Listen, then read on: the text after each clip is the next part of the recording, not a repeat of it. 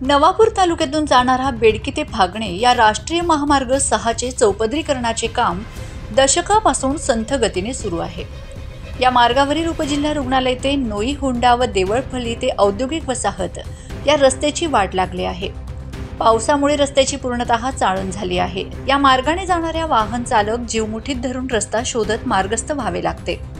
या रस्त्याच्या निर्मितीकडे ठेकेदार व जबाबदार प्रशासक यांना लक्ष द्यायला वेळ नाही।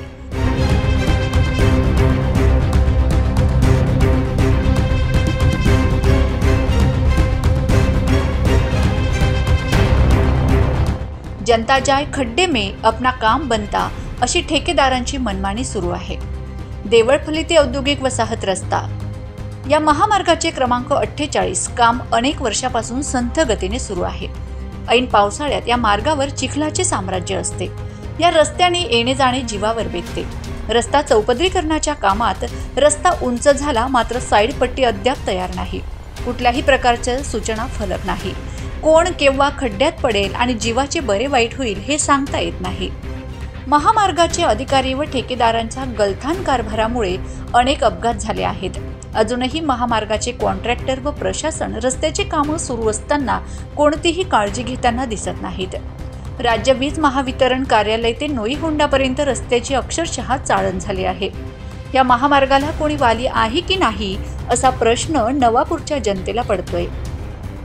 सरकारी दवाखान्यासमोर कधीही उड्डाण पूल नसतो, मात्र नवापूर त्याला अपवाद आहे।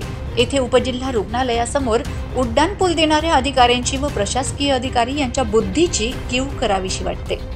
महामार्गाचे चौपदरीकरणाचे काम अद्यापही पूर्ण झाले नाही, तोपर्यंत तयार केलेल्या रस्त्यावर मोठमोठे खड्डे पडले आहेत। ठिकठिकाणी रस्ता खचला आहे। अतिशय निकृष्ट दर्जाचा रस्ता तयार केला जातोय। महामार्गापासून MIDC पर्यंतच्या रस्त्यावर देखील मागील काही महिन्यांपासून काम सुरू आहे।